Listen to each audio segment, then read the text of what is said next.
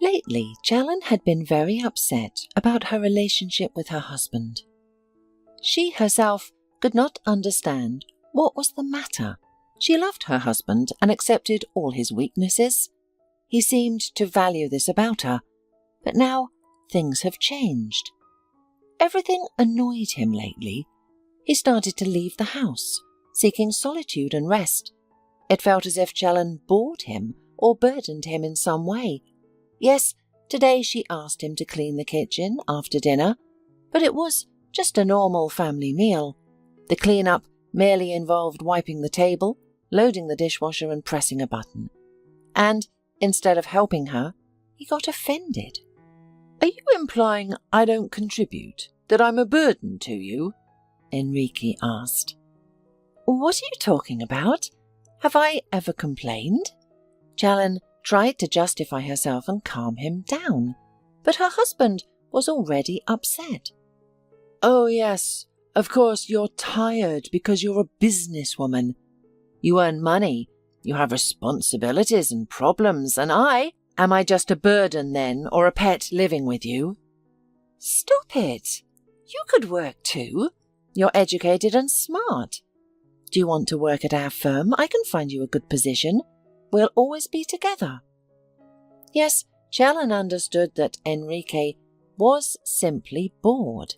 For over 6 months, since leaving a job that offered no room for development, he'd been at home. He searched for a job but found no success. He also turned down the opportunity to work with her. "Thank you, but what would I be? A laughingstock. That's what they'd call me," he said with resentment. "Why? You'll have some responsibilities, you'll fulfill them, and—" "No, you don't understand," he interrupted. "I mean one thing, but you hear something different. You don't even realize how you're hurting me. I'm sorry, but I need to take a walk, or else we'll just argue again." "How long are you planning to walk? Maybe I can come with you," the woman suggested, though she didn't feel like going out at that moment. She was tired and the weather wasn't conducive to a stroll. "As long as possible. You don't need to accompany me. We're like Siamese twins. I'm tired of being together all the time, both at home and on the streets," Enrique retorted. He got up and left the apartment, indifferent to the fact that he had left his wife upset. "Do we really often go out together?" Challen thought to herself. "No, we don't. And we don't spend much time together at home. I work during the day. In the evenings we typically sit at our individual gadgets. Is it so difficult for a man to be idle? Or perhaps he resents being dependent on me, his wife. However, it's not my fault, and I never blamed him for it. On the contrary, I support him as much as I can, and do everything to make him feel like the head of the family. But our minor issues often lead to arguments." However, Challen never once thought that all these fights could be because Enrique was unfaithful to her, and not because she was sure that she was dear to her husband, not as a source of income. It was because Challen was not a jealous person. She didn't want to waste her energy on jealousy. However, soon her friend Brittany helped her see the reality. One day, Brittany, on her day off, dropped by for a cup of coffee and a chat. She boasted about her new clothes, discussed a miraculous face cream, shared some gossip, and then asked, "Why are you at home today? It's boring. Why don't you go out?" "No, Brittany, I have a lot to do at home. I need to tidy things up. Maybe later I'll have time, but for now, I just want to rest in the evening," Challen replied. "Well, how much housework can you have if you have a stay-at-home husband? What does Enrique do all day?" her friend wondered. "Well, he's a man, isn't he? How can men really help in these matters?" Challen dismissed. "Aren't you afraid to take such a risk? Men, when they have nothing to do, are likely to find something. Some might start drinking, although Enrique is not like that. He's more likely to start cheating." Oh, I'm not worried about that. Enrique is not that type, and he loves me. Are you sure? What about Abby? Brittany asked with wide eyes. Abby? Challen was puzzled. Oh, forgive me, I thought you knew. I assumed you were immune to such situations. What situations? What are you talking about? I don't know any Abby. Challen felt an unpleasant chill down her spine as the pieces of the puzzle began to form a disturbing picture. Brittany, stop talking in riddles. I really don't know anything, and I don't suspect my husband of anything. But since we're having this conversation, tell me, who's Abby? Perhaps I'm acting like a fool and don't see what's happening right under my nose. Challen was determined to find out the truth, although she didn't believe Brittany's words. You see, Challen, I don't want to upset you. It's nothing serious. He just hangs out with someone, perhaps just a chat. Her name is Abby, I think. She's divorced and, like you, a businesswoman. But don't worry, she's not attractive. She's older than you and not pretty at all. She has a potato-like nose, a wart on her cheek. What does her appearance have to do with anything? What do you mean by hang out? Where? And how do you know all this? Challen was becoming nervous. Yes, she wasn't the jealous type, but how could she remain calm in a situation like this? Well, I've seen him a few times, and I'm not the only one. I've seen them together in the car, going somewhere. We live nearby, so I've noticed through my window. My mum even once asked me why Enrique divorced you, because she had seen him with her. I didn't tell you right away because I thought, if you're calm, everything's normal. Maybe it's just business. Or maybe you don't mind it happening this way. Challen sighed heavily. Her husband almost every evening runs away to be alone, and he's gone for 2 or 3 hours. Last week, he didn't even spend the night at home, but he explained quite reliably that he was with a friend whose wife had given birth. They had been drinking, so he didn't want to return home in that state.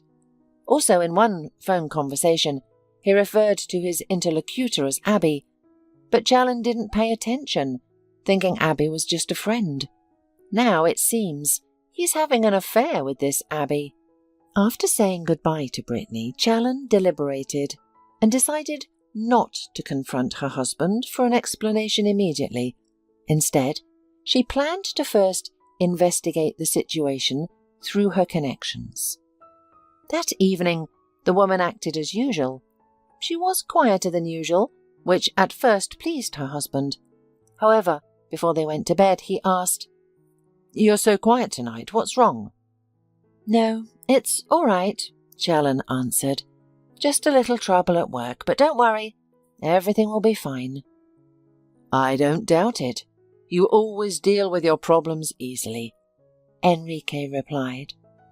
And it suddenly occurred to Challen that he probably wasn't even happy that she was so quiet and didn't try to scandalize. He seemed to have no reason to leave the house today. Meanwhile, she was indeed preoccupied, but not with work, but with finding out who Abby was and how she had entered her husband's life. Enrique is undeniably an attractive man, a fact that hasn't gone unnoticed by many, including Brittany. Challen suspected that her friend harboured feelings for her husband, though Riki appeared indifferent to Brittany's affections. Maybe she was saying such things about him out of spite, but it wouldn't hurt to check. Upon digging deeper, Challen discovered that Abby was a successful businesswoman, even more so than herself. Abby was also quite attractive, and only a couple of years older than Challen. She had no noticeable flaws, except for a mole on her cheek, which, ironically, many people found appealing. Challen wondered if it was Abby's mole or her successful business that had caught Enrique's attention. After all, Abby was wealthier than Challen. The woman didn't know what to do with all this information. It would be pointless to interrogate Enrique. Naturally, he would likely deny everything. Approaching Abby directly also seemed unwise, as it could lead to unnecessary humiliation. Finally, Challen resolved to gather more information before making any decisions. She set her business aside to investigate. Despite her embarrassment, she saw no other choice. She was unwilling to tolerate infidelity, but accusing someone without certainty was not an option either. The following day, she told her husband, "Enrique, I need to go on a business trip. I'm unsure how long, perhaps a week. Can you manage alone?" She noticed a spark of joy in his eyes at the news. However, he quickly composed himself and managed to suppress his joy, and he even feigned disappointment. "It's unfortunate that you're leaving for an unspecified duration. I'll manage, of course, but I'll miss you. Is there a chance you could take me with you?" he asked, trying to sound upset. "Honey, I'm telling you, I'm going on a business trip, not vacation. I'll be back soon, don't worry," Challen reassured her husband. "Well, I hope so," he sighed, unaware of Challen's real plans. She took a small vacation from work, a benefit of being her own boss, and left everything to her reliable manager. She rented a small room in a rundown hotel on the outskirts and began to prepare her plan. First, she asked her distant relative, "Aunt Faith, could you give me some old unwanted clothes to wear? A dress, sweater, shoes perhaps?" "Why do you suddenly need all these things?" Aunt Faith wondered. "I need to go to the tax office, and I don't want them to think I'm wealthy, otherwise they'll tax me heavily. I need something simple," Challen explained. "Okay, I'll find something." Aunt Faith always found it difficult to part with her items. Her closet was always full of worn but never discarded clothes. Therefore, she quickly found a dress, a sweater, and everything else that Challen needed. "My darling, now you will be taken for a poor woman. They'll not only cut your taxes, they'll give you money to take with you. How will you walk through town? People will see you and think you're really poor." Auntie shook her head. "Don't worry, everything is under control," Challen reassured her. To ensure anonymity, Challen bought a simple wig and nondescript glasses at the market. She wanted to alter her appearance, and for her, it wasn't such a daunting task. After all, she had attended a drama club in school where she learned various techniques, including aging oneself and changing facial features. The next day, a transformed and unrecognizable Challen left the hotel to apply for a cleaning job at Abby's company. The woman had seen an advertisement seeking technicians and decided that it would be a great opportunity to see everything from inside. Challen was hired without any formalities or paperwork, and her passport was barely glanced at, which slightly irritated Challen's entrepreneurial gene. How can a company be so careless in selecting its staff? It's even dangerous. She mentally criticized her rival, now her employer. However, this lax attitude towards documentation was precisely what she needed for her plan that day. After acclimating herself to the scope of work and gathering the necessary supplies, Challen began cleaning, gradually moving towards the executive offices. In person, Abby was even more likable than in her photograph. She was smiling, friendly, and devoid of any arrogance. She welcomed Challen kindly and said, "I hope you'll be with us for a long time. Clean the office, wash, dust, take out the garbage, and don't touch anything on the table. Even if you think it's disorganized, it's my disorganization. If you tidy it up, I won't find anything," she added cheerfully.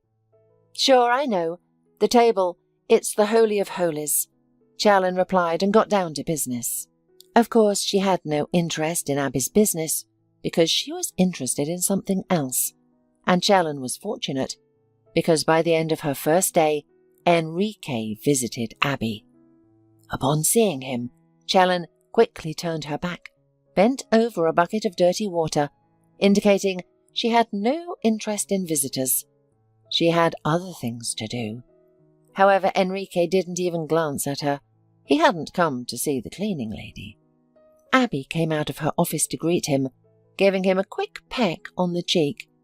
"Hi, darling. Why are you so early today?" she asked with a gentle smile, her eyes sparkling with love and affection. "Because I am quite free in the near week. I have finished out a few things, and I can devote an entire week to you." "Great!" Abby clasped her hands. "So, that's how it is. I'm just a few things for him to deal with. Oh, I wish I could hit you with this dirty rag right now. By the way, it's strange that Enrique did not tell his mistress something like my bimbo had left, but referred to some business. Maybe Abby doesn't even know he has a wife. Anyway, we'll see." Enrique and Abby secluded themselves in the office, but soon they came out, said their goodbyes to the staff, and left. Challen remained unnoticed by her husband. It was in her best interest, but also disappointing. His flirtatious interaction with Abby was particularly heart-wrenching. The next day, Challen approached the boss's office again and said, "Apologies, Abby. I didn't take out the trash and water the flowers yesterday because your husband had visited you," she mentioned timidly. "Future husband," Abby corrected with a cheerful smile. "We're about to get married. He's just been swamped with work issues recently.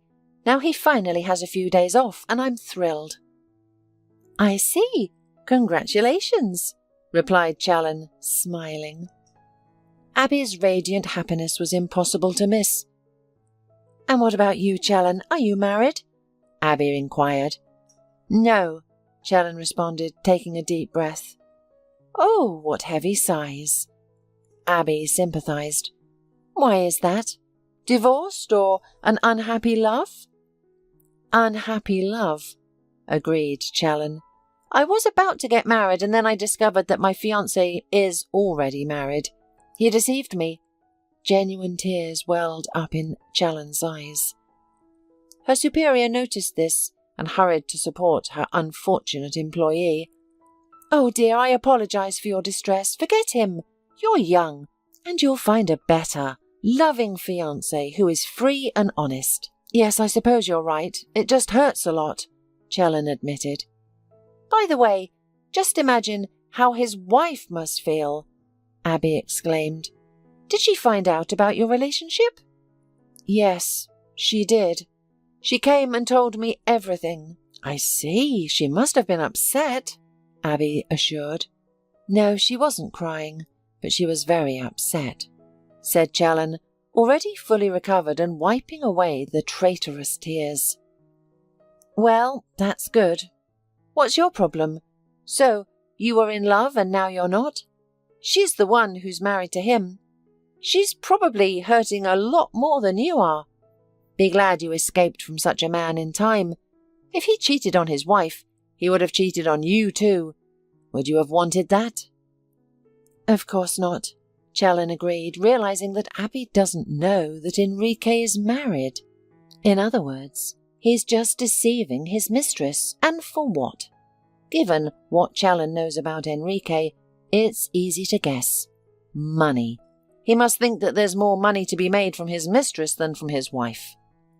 Challen continued to work at a slow pace, her sympathy for Abby growing each day, and it was odd.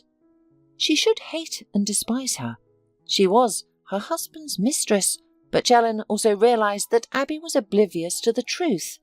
Therefore, she couldn't entirely blame her. It was Enrique who was disloyal to both his wife and his mistress, even promising to marry Abby. Apparently, once Challen returns from her business trip, Enrique will immediately start talking about divorce. Now Challen was prepared for it, and even planned to be the first to state she did not want to live with a liar and a cheat. She decided to come here at the end of her imaginary business trip without this masquerade and show herself to the lovers at the moment when it would be too late for them to deny it. Chellan visualized her husband's shock and sighed deeply once more. She had never imagined her marriage ending so tragically. Perhaps she should warn Abby about the sort of man she was planning to marry. This woman clearly loved Enrique, and it was evident her feelings were genuine. However, witnessing her own husband meeting his mistress after her work was intolerable. Every minute, when they seemed that no one could see them, they hugged, kissed, exchanged tender words and confessions, paying no attention to the cleaning lady. But Chellan noticed everything, and her heart ached not only for herself, but also for Abby. The presence of the cleaning lady in the office remained unnoticed, not only by Enrique, but also by other employees. They did not consider Chellan a significant person, and many spoke quite frankly in front of her. Thus, she learned of a conspiracy which would bring considerable damage to the company. It would have been more logical for her to keep silent, because it was none of her business. Let her rival's business collapse. But now Chellan saw Abby not as a rival, but as a friend in misfortune, and did not wish her any harm. She recognized that Abby, like herself, was a hard worker who achieved everything through her own efforts, without any influential relatives to give her a leg up. Why should she lose everything? Unrequited love, though painful, can be survived, but losing a business to which she dedicated so much time and effort, it was too much. In addition, Chellan found out the most unpleasant news. The partners who were going to deceive Abby had been introduced to her by Enrique. Apparently, Enrique had decided to exploit and rob Abby in this way. In this way, he wouldn't need a divorce or to go through with his wedding to Abby. However, Chellan didn't want to find out what he was up to. Instead, she decided that she would do her own best to prevent the deception of a woman who deserved nothing bad at all. On the day of the critical negotiations, Chellan arrived at the office disguised as a cleaning lady, but instead of starting her cleaning duties, she went directly to the office where the meeting was being held. She made her appearance just as Abby was about to sign a disastrous deal. "Wait, wait!" she exclaimed. "Abby, you shouldn't sign. It will ruin your whole business." Abby looked displeased, asked, "What's the matter with you, Chellan? What are you doing? How do you know which deal will fail and which will not?" At this point, Chellan removed her wig and shook out her hair. "I'm not a cleaning lady. I also own a firm much like yours. I overheard those who planned to deceive you. I know business, so it was obvious to me.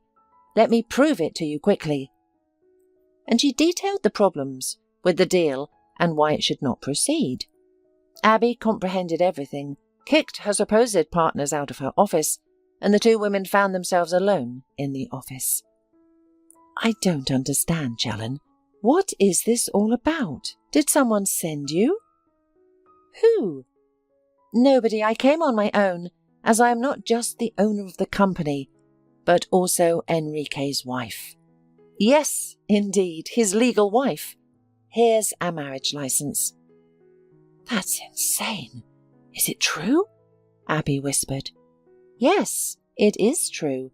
I discovered quite accidentally that he was having an affair with you, but I was unsure of how to handle it. So, I thought I'd first get a job with you and understand the situation. I realize this may seem silly or immature, but it has provided some benefit, at least in business. As for me, my life with him is over. We'll divorce."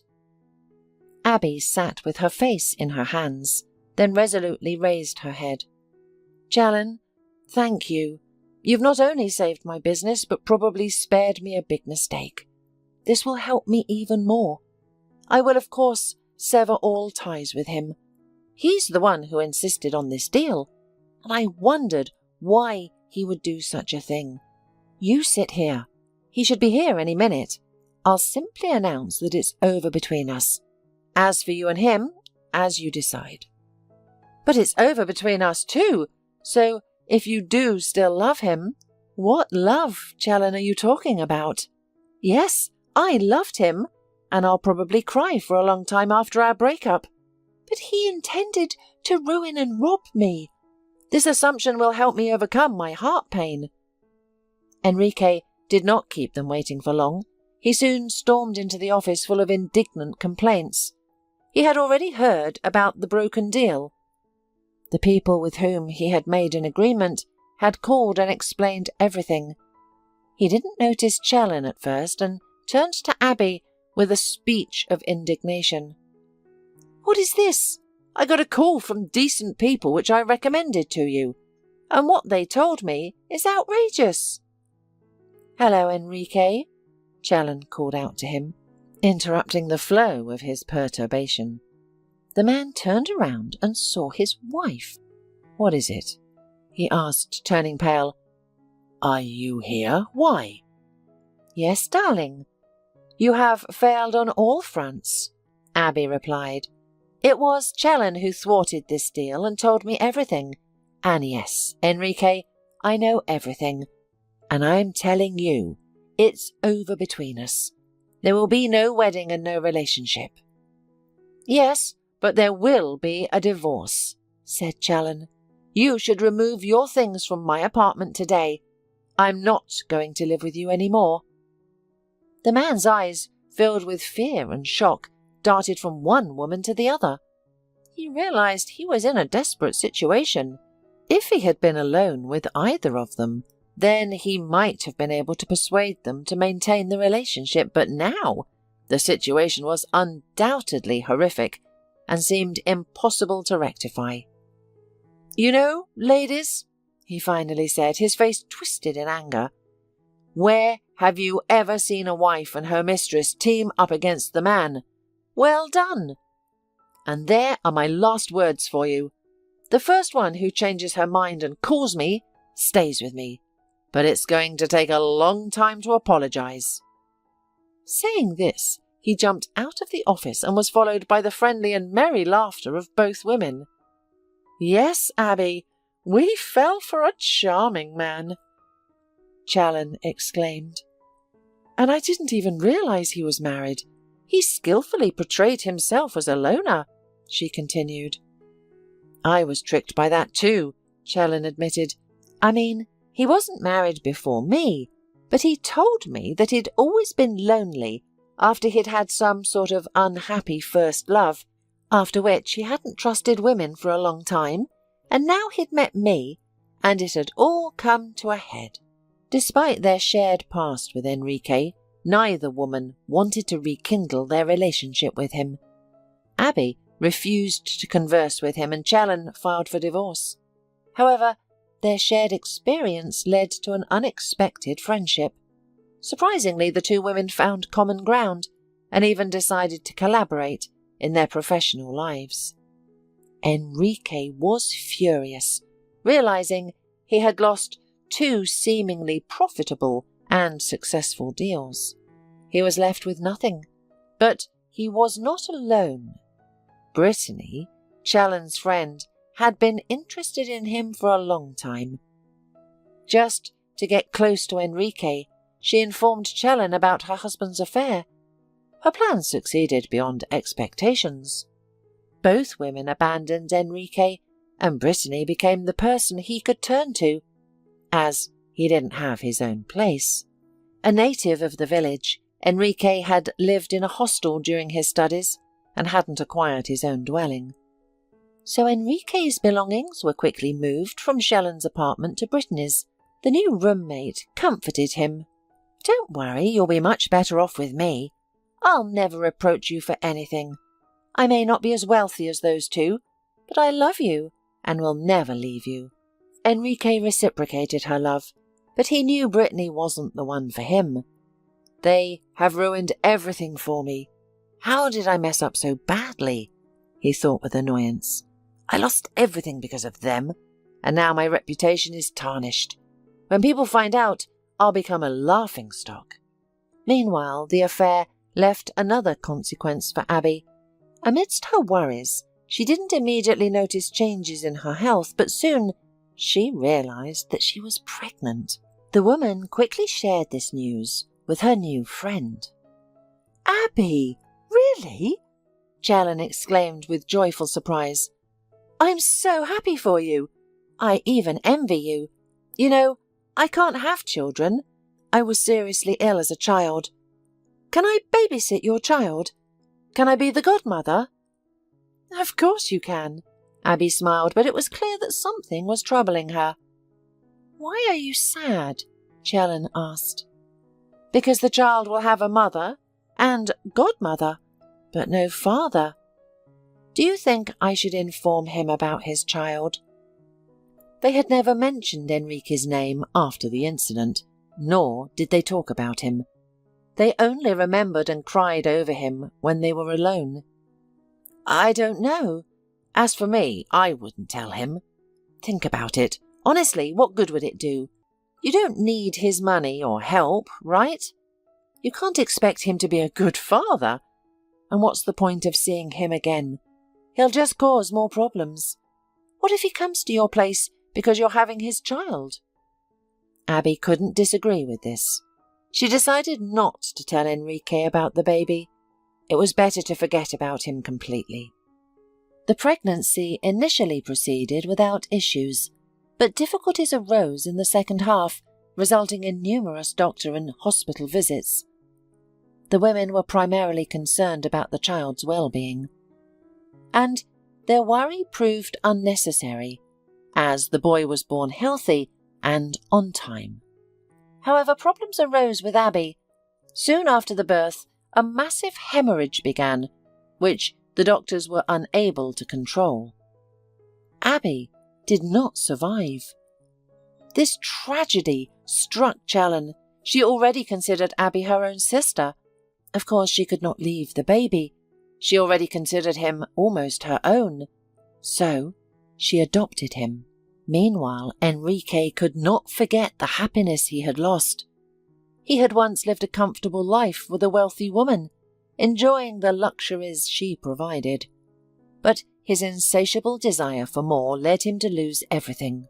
What did he have left? Brittany? At first, she was thrilled and doted on him, but her interest quickly faded. It was understandable. When he lived with his wealthy wife, he was considered wealthy himself. But now he had squandered all he gained with his ex-wife. His new girlfriend increasingly frustrated, exclaiming, I don't get it. You're not going to work at all? You've worked somewhere before, and now what? Aren't you tired of sitting at home yourself? Brittany was indignant every day. Brittany had initially believed Enrique to be a stable, wealthy man. However, she soon discovered that he had been living off Chellan's earnings and was now dismissive of all her reproaches. No, Brittany, I'm simply fed up with everything. I can't work for a minimal wage, can I? And a decent job is difficult to find. And what will you do until you find one? Do you expect me to support you, like Chellan did? Buying you suits, taking you to restaurants and resorts? No, my dear, you've mistaken me for someone else. Go find your next benefactor. Enrique was dubious about his chances of finding another benefactor. He had been fortunate twice in his life and doubted a third time would come around. He knew he couldn't return to his previous relationships, as forgiveness was unlikely, and if that was the case, why even try? Enrique was oblivious to how his ex-partners were faring, and he didn't know that Abby was pregnant. But one day, hanging around his old acquaintances, looking for some profit for himself, he learned about the birth of his son and the death of Abby. That evening he went home distressed. Just think about it, Brittany. I miscalculated so badly. If Chellan hadn't found out about me and Abby, I would have had an easy life, he lamented. Brittany remained silent about her involvement in the matter and the fact that she had revealed everything to Enrique's ex-wife. However, she couldn't comprehend why Enrique was in despair right now. What happened? What have you heard? She asked. Enrique replied, Abby has died. She gave birth to a boy and then passed away. It must have been due to worry. That foolish girl. May she rest in peace. If she had just told me, I would have married her immediately. Now I could have been a wealthy heir." "What a tragedy," Brittany said, crossing herself. "Is the baby alive?" "Yes, he is alive. It's a boy, I think, but what good does it do? We never got married. I don't have any involvement with him, so he'll inherit everything. Or, I'm not sure how it works, but something needs to be done, right?" "Well, if the child is alive, you can claim your paternity. It's quite straightforward these days," Brittany advised. "Prove it and state that you want to raise your son. Why are you looking so shocked? Listen to me. I'm giving you a good advice," she added, deep in thought. "But how will I prove it? What will I say?" Enrique doubted her idea. "You'll say, I'm the father. I lived with his mother. We quarrelled foolishly. I had no idea about the child at the time, but now I know. I mourn for Abby and I want to take my boy." Then add something pitiful. "They'll return him, I have no doubt. He's your child, and along with him you will get the money." "And what should we do with the baby?" "Well, that's another matter. First, get him back. With money, it's not such a big problem. We can hire babysitters, find a nursery. I'll assist if needed." Sensing that her lover might regain his footing, Brittany became more accommodating and patient, though she privately thought, "What a lazy clown I got." And so Enrique set off to find out where his son was and how he could get him back. What he discovered shocked him. It turned out that the boy had already been adopted by his ex-wife. "Yes, what is this?" he inwardly resented. "She's going to cross my path all my life. She separated me from Abby, like a dog kicked me out. Now she has taken away my son. I'm sorry, Chellan, but you can't do that. If you can't give birth to your own children, you shouldn't take other people's children. My son has a father, and I'm not going to give him to anyone." With this message, he approached his former wife, but she refused to listen. "What son, Enrique? This boy has nothing to do with you. Abby had another man, and you mean nothing to her. You can go wherever you want, but without my boy." She knew perfectly well that Enrique had no feelings for the child and only wanted him for the money. The woman was also sure that nothing could come of his efforts. However, Enrique thought otherwise. "Okay, I agree. Maybe he's not mine. But you'll have to prove it, right? DNA test. If it turns out the son isn't mine, then the issue will be closed." "The issue is already closed," Chellan replied calmly. "I won't allow any tests to be done. This child is mine according to all documents. You would be better off asking where Abby is buried. At least bring flowers to her grave. You're only interested in her money." "What's money got to do with it? I need my son, and when I get him, I'll go to the grave with him. Do you want the child to think you're his mother and forget about his own mother? Don't be stubborn. Take the test. Why are you resisting? The child may not even be mine, but then you can live peacefully," Enrique insisted. "I already live quite peacefully, and we won't do any tests," Chellan replied, ushering her ex-husband out the door. The visit alarmed her, of course. She knew Enrique wouldn't easily back down. Apparently his life was not going well, and the child, or rather his money, was important to him. She realized she would have to protect the little boy from his father's troubles. "Don't worry, son. No one is going to take you away. You are only mine," she said, kissing her son. For 2 months, she was constantly with the baby, always holding him. However, she needed to work to support the child. She did not want to use the money inherited from his mother, realizing instead that she could earn a living herself. But one can't work with a baby in their arms, so she hired a nanny, a woman known to be experienced and reliable. The nanny proved to be a good assistant, attentive and competent, treating the child perfectly. Like many, however, she needed money.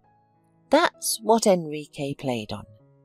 When he came home and shared with Brittany the outcome of his visit to Challen, she too was upset about how her former friend was intruding into their lives. But there was no time for resentment.